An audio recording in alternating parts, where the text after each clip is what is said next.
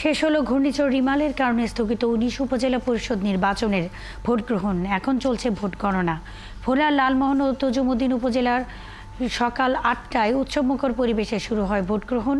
সকাল থেকেই বিভিন্ন কেন্দ্রে দেখা যায় ভোটারদের দীর্ঘ লাইন। দুপুরে লালমোহন উপজেলার উত্তর মেহেরগঞ্জ সরকারি প্রাথমিক বিদ্যালয় কেন্দ্রে জাল ভোট দেওয়ার পাশাপাশি কেন্দ্রে প্রভাব বিস্তারের অভিযোগে ২ নারীসহ ৩ জনকে আটক করা হয়। লালমোহন উপজেলায় চেয়ারম্যান, ভাইস চেয়ারম্যান ও মহিলা ভাইস চেয়ারম্যান পদে প্রতিদ্বন্দ্বিতা করছেন ১৩ জন। তজুমুদ্দিন উপজেলায় ৩ পদে প্রতিদ্বন্দ্বিতা করছেন ১০ জন।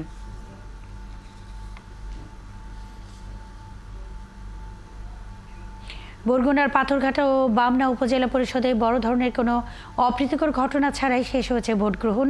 সারাদিন শান্তিপূর্ণ পরিবেশে ভোট দেন ভোটাররা। তবে পাথরঘাটা অনিয়মের অভিযোগে এক সহকারী প্রিজাইডিং অফিসার সহ ৩ জনকে আটক করেন নির্বাহী ম্যাজিস্ট্রেট। তারা ভোটারদের কাছে চেয়ারম্যান ছাড়া শুধু ভাইস চেয়ারম্যান পদের ব্যালট দিচ্ছিলেন বলে অভিযোগ করেন প্রিজাইডিং অফিসার।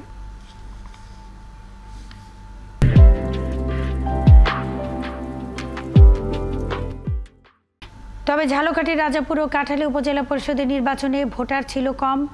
এই ২ উপজেলায় মোট ভোটার ২,১৫,৮১২ জন। সেখানে চেয়ারম্যান, ভাইস চেয়ারম্যান এবং মহিলা ভাইস চেয়ারম্যান পদে ৩২ জন প্রার্থী প্রতিদ্বন্দ্বিতা করছেন। বাগেরহাটের শরণখোলা উপজেলা পরিষদের সকাল ৮টা থেকে কোনো ঝামেলা ছাড়াই ভোট দিতে পেরে খুশি ভোটাররা। সেখানে পরিস্থিতি স্বাভাবিক রাখতে সারাদিন দায়িত্ব পালন করেন নির্বাহী ম্যাজিস্ট্রেট, ২ প্লাটুন বিজিবি সহ আইনশৃঙ্খলা বাহিনীর বিপুল সংখ্যক সদস্য। এবার উপজেলা নির্বাচনের সবশেষ খবর জানাতে যোগ দিচ্ছেন পটুয়াখালী থেকে আহসানুল কবির রিপন এবং বাগেরহাটের মোংলা থেকে এনামুল হক। প্রথমেই পটুয়াখালীতে যাচ্ছে। রিপন, পটুয়াখালী সদরসহ ৩ উপজেলায় সারাদিন কেমন নির্বাচন হলো? কোথাও কোনো অপ্রীতিকর ঘটনা ঘটেছে কিনা এবং ভোটারদের উপস্থিতি কেমন দেখেছেন? ভোটদানের হার কত হতে পারে? কবে নাগাদ ফলাফল পাওয়া যেতে পারে?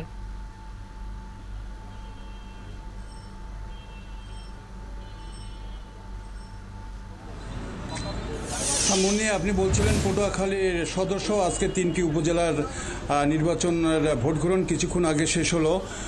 তো দু একটি বিচ্ছিন্ন ঘটনা ছাড়া ৩টি উপজেলায় মোটামুটি শান্তিপূর্ণ পরিবেশেই ভোট গ্রহণটা সম্পন্ন হয়েছে। তবে এখানকার যে সর্বশেষ খবর, আমি এই মুহূর্তে দাঁড়িয়েছি দুমকি জনতা কলেজ ভোট কেন্দ্রে। কিছুক্ষণ আগে এখানে জাল ভোট প্রদানের অভিযোগে দ্বাদশ শ্রেণীর কলেজ ছাত্র মোহাম্মদ ইমন, তাকে ৫,০০০ টাকা অর্থদণ্ড করেছে ভ্রাম্যমাণ আদালত।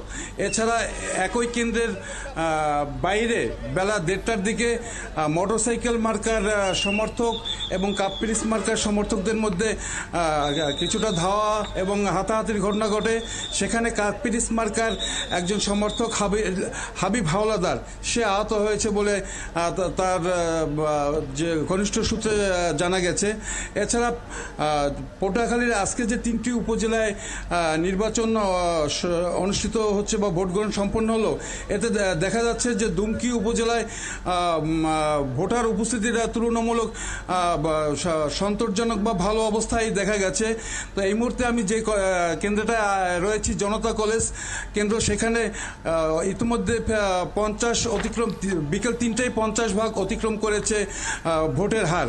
আর আমাকে যে এই দুমকি উপজেলার যে নির্বাচনের দায়িত্বপ্রাপ্ত মনিটরিং কর্মকর্তা, পটুয়াখালীর স্থানীয় সরকার উপপরিচালক, তিনি যেমনটা জানিয়েছেন যে দুমকির যে 27টি কেন্দ্র রয়েছে 5টি ইউনিয়নে, এতে অ্যাভারেজে 50 পার হয়ে যাবে বলে আমাকে এমনটাই সে কিছুক্ষণ আগে আভাস দিয়েছে। তবে হতাশার বিষয় হলো যে পটুয়াখালী যে সদর উপজেলা, বিশেষ করে পৌরসভা, পৌর এলাকায় ভোটার উপস্থিতি খুবই কম ছিল।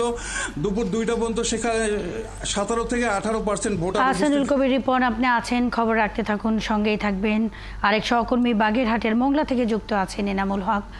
এনামুল, মোংলায় ভোট গণনা শুরু হয়েছে কিনা এবং সারাদিন কেমন নির্বাচন হলো এবং এই নির্বাচন নিয়ে ভোটার ও সাধারণ মানুষের মধ্যে আগ্রহ, উৎসাহ, উদ্দীপনা কেমন দেখেছেন? আইন শৃঙ্খলা পরিস্থিতি কেমন ছিল?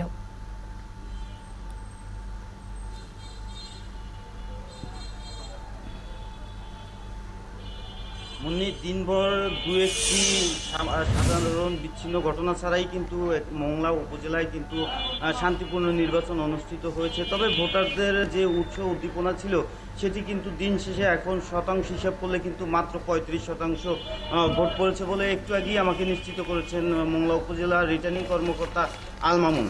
তিনি কিন্তু আমাকে জানিয়েছেন যে ভোটাররা যে সমস্ত এলাকায় ভোট দিয়েছেন সেই সমস্ত এলাকায় এখনও কিন্তু যে কেন্দ্রগুলো কিছু কিছু কেন্দ্রে কিন্তু এখনও ভোটার উপস্থিতি রয়েছে। সে ভোটার উপস্থিতি যারা ইতিমধ্যে গেটের মধ্যে প্রবেশ করেছেন তারা কিন্তু ভোটদান শেষেই কিন্তু তাদেরকে বুথ থেকে ফেরত দেওয়া হবে। এছাড়া কিন্তু দিন শেষে আমি কিন্তু মোংলা উপজেলা বিভিন্ন এলাকায় ঘুরেছি, বিশেষ করে সুন্দরবনের দুর্গত এলাকা যে সমস্ত এলাকা সে সমস্ত এলাকায় গিয়েছি। আমি দেখেছি যে মানুষের মধ্যে এক ধরনের উৎসাহ উদ্দীপনা থাকলেও কিন্তু ভোটারদের যে ব্যাপক উপস্থিতি সেটি কিন্তু পরিলক্ষিত হয়নি। আমি এখন যে কেন্দ্রে দাঁড়িয়েছি এটি হচ্ছে মোংলা সরকারি কলেজ। এই কেন্দ্রে আমি আপনাকে একটু দেখানোর চেষ্টা করছি যে এখানে যারা বিভিন্ন দলীয় প্রার্থীর সমর্থক এবং কর্মী রয়েছেন তারা কিন্তু ইতিমধ্যে ভোট শেষ হওয়ার পরে কিন্তু তারা এখানে অপেক্ষা করছেন যে কখন ফলাফল ঘোষণা করা হবে এবং গণনা করা হবে।